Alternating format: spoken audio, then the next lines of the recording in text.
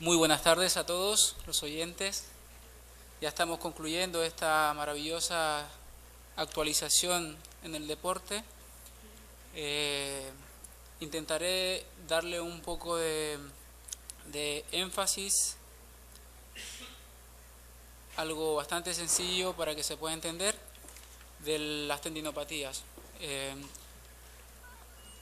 Primero, ya que es primera vez que comparto con mi colega y amigo Alejandro Koch, y bueno, y mi compañero, colega y amigo Marco, darle mi agradecimiento a él por haber hecho un esfuerzo y haberme invitado hasta acá, y decirle a Alejandro que es un honor y un orgullo para mí compartir la mesa junto a él y poder brindar un poco de nuestros conocimientos. Ya les expliqué, ¿no es cierto?, que fue una persona precursora que me motivó a avanzar en esto del deporte, y pues espero que le hayan sacado el mayor provecho como lo hice yo en su momento.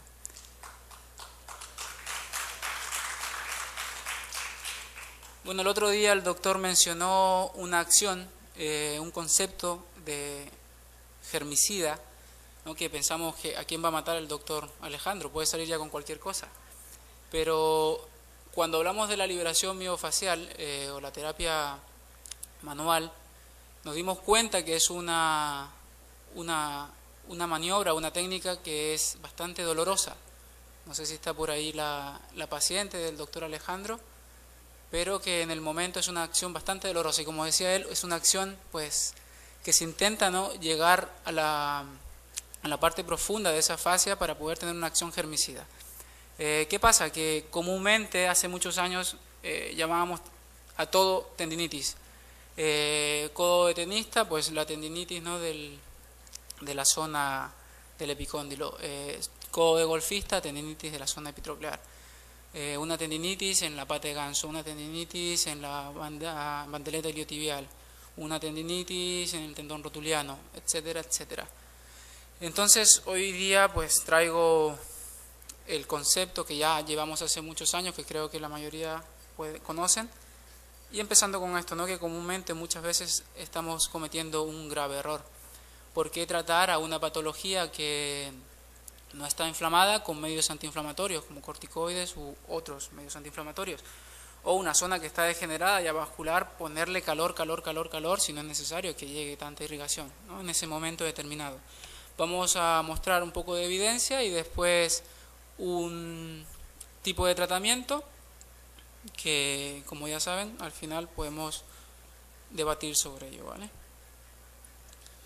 Bueno, el tendón durante muchos años, igual que el resto de la fascia, se especulaba que era inerte, que era una estructura muerta, y sabemos que su unidad funcional, el tenocito, junto con los fibroblastos o su MEC, permiten que esta estructura, que está conformada por el peritendón y el endotendón, y que su capa externa del peritendón, el epitendón, se continúa del epimisio, ¿no?, en esa unión miotendinosa que tiene, por lo tanto tiene una acción contráctil muy importante para las descargas de energías en la sobrecarga ante un salto, que son comúnmente las lesiones en este caso. Pues aquí tenemos la sustancia base, ya hemos hablado de la tensegridad, entonces hablamos de todo este componente, su componente de agua, su componente de colágeno, el poco componente elástico que tiene, más los glucosaminoglicanos, ácido hialurónico, y entre otros, ¿no?, como los tenoblastos. Abajo vemos que su volumen de oxígeno del tendón y el ligamento pues es 7,5 veces menor que el músculo esquelético, entonces es muy poco vascular, pues, puesto que de ahí recibe la irrigación, ¿no?, del músculo. Entonces, el tendón es un tejido altamente especializado encargado de transmitir las fuerzas. Ayer hablaba la doctora que las fuerzas pueden ser transmitidas por las extremidades superiores o por las extremidades inferiores. La inervación tendinosa, hemos hablado durante todo el congreso lo rico que es, son sus propiedades propioceptivas que tiene a través de estos corpúsculos de Pacini, Ruffini, órganos tendinosos de Golgi, y pues los usos neuromusculares, ya que tienen la unión miotendínea. Tenemos tres zonas: la unión miotendinosa, la unión osteotendinosa y el cuerpo del tendón, que es una zona poco vascularizada y que comúnmente es la zona crítica de lesión, ¿vale? En esta parte tenemos el paratendón o peritendón y el endotendón, y el paratendón tiene una capa externa y una capa interna donde encontramos el epitendón.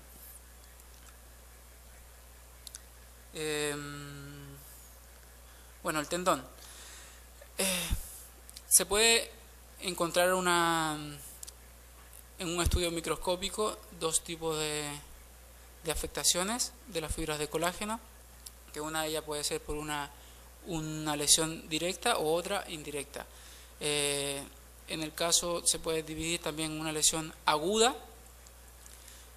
donde encontramos roturas de las fibras de tendíneas, laceraciones y contusiones. Aquí me detengo un poco para decirle que desde mi punto de vista, este proceso inflamatorio que varios autores lo mencionan, desde mi punto de vista, en una contusión directa podríamos encontrar células inflamatorias, y en un proceso degenerativo, una tendinosis, encontramos en pacientes mayores de 50 años, ¿no es cierto?, ya roturas, donde también personalmente pienso que podríamos encontrar células inflamatorias.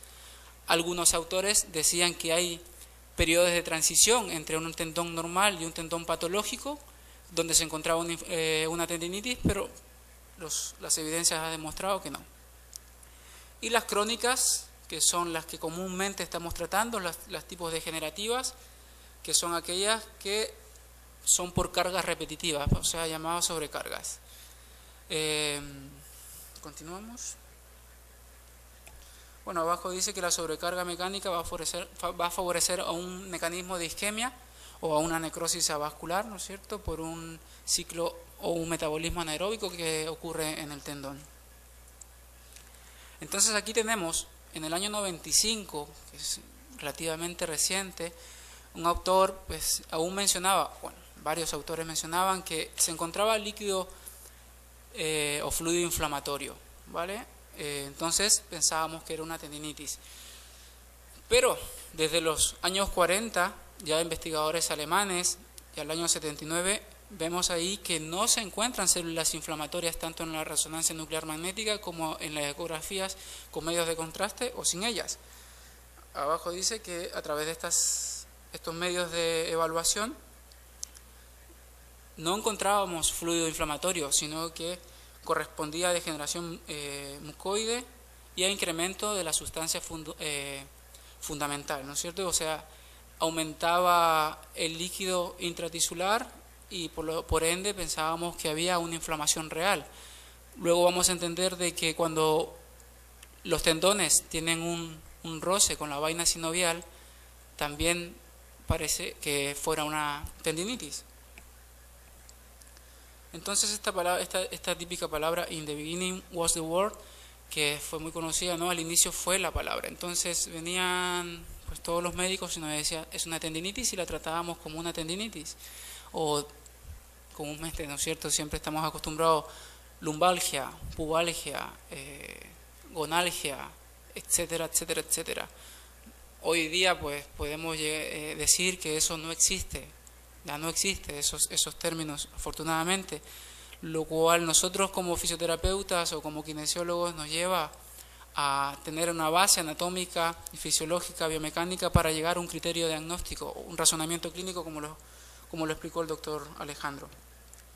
Entonces, a continuación, se intentará aclarar los fundamentos fisiológicos e histopatológicos que se producen en el proceso de la lesión crónica del tendón y poder poner un nombre más o menos correcto a la patología tendinosa, y a partir de ellos podremos discutir la existencia de diversos tratamientos. Como hemos dicho, la evidencia científica se va alterando año tras año, entonces hoy en día podemos asegurar que es una tendinosis, que no hay una tendinitis, pero en los siguientes estudios no lo sabemos, ¿vale? Entonces aquí menciono uno del año 1990, donde demuestran que a las 2 o 3 semanas de la lesión tendinosa ya observan zonas de tendinosis sin la presencia de células inflamatorias, ya en los años 90.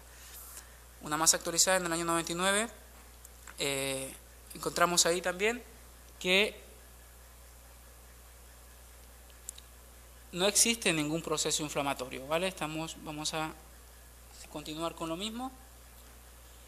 Algunos autores proponen este proceso de transición entre un tendón normal y un tendón patológico. Algunos autores, como hemos mencionado, McLean, hablaba de esta itis producto de un aumento del fluido inflamatorio, pero estaba equivocado y hoy en día pues no encontramos presencia de células inflamatorias en una evaluación con ecografía. Las tendinopatías, ¿vale? Vamos a denominarlas tendinopatías, son una de las lesiones más frecuentes en las personas que practican deportes, ya sea a nivel profesional o no. Hablamos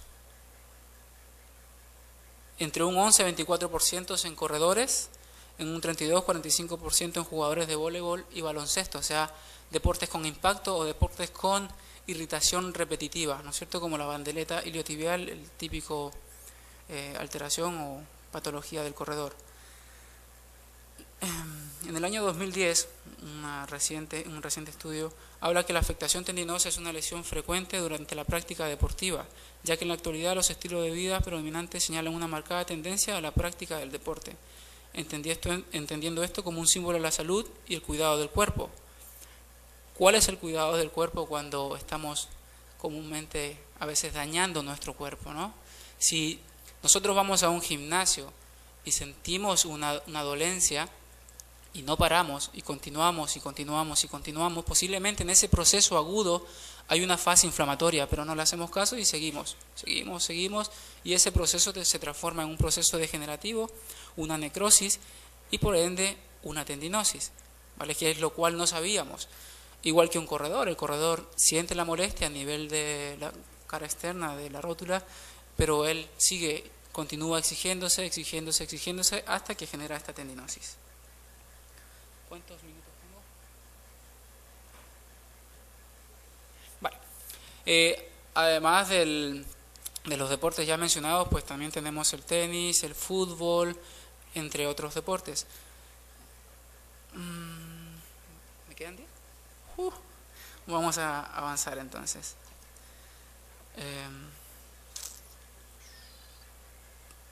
Bien. En el fondo lo que hace esto, ¿no es cierto?, un deterioro crónico, hace una desorganización del tejido de colágeno, una proliferación del colágeno, fibroblastos inmaduros, proliferación vasculares incompletas, no funcionantes y ausencia de células inflamatorias. Por ende, vamos a continuar siempre en lo mismo, ¿vale? Voy a tratar de apurar esto, porque es evidencia simplemente que demuestra que no hay células inflamatorias y que hay un deterioro a más en el tendón. Ese deterioro se da producto de este proceso anaeróbico que empieza a tener el metabolismo del tendón, acúmulo de sustancias mixoides, acúmulo de sustancias citotóxicas y empieza a haber un daño global. Vamos a clasificar las tendinopatías en una tendinitis, una tendinosis, una paratendinosis, una lesión mixta y una ruptura parcial o total, que es lo que sucede con personas ya de avanzada edad. Entonces, la tendinitis, como dice ahí, si realmente existe una fase provisional de tendinitis, esta es muy corta y no está demostrada. Desde mi punto de vista, creo que sí existe, pero claro, nadie se inflama el tendón o siente una molestia y va al médico a hacerse una ecografía o una resonancia nuclear magnética. Entonces, en ese momento, pues es casi imposible diagnosticarla. Vamos a pasar entonces. La paratendinitis puede ser por esos roces repetitivos, en el caso del manguito rotador con la vaina sinovial, ¿vale? Y aquí la paratendinitis, cuando hay una molestia posiblemente por un roce constante, independiente de la causa, y empieza a haber una inflamación de la vaina sinovial y empieza a haber una atrofia muscular, terminamos con una disfunción, dolores a nivel periférico, y dejamos de movilizar esa zona, pues atrofia, círculo vicioso y un deterioro del tendón.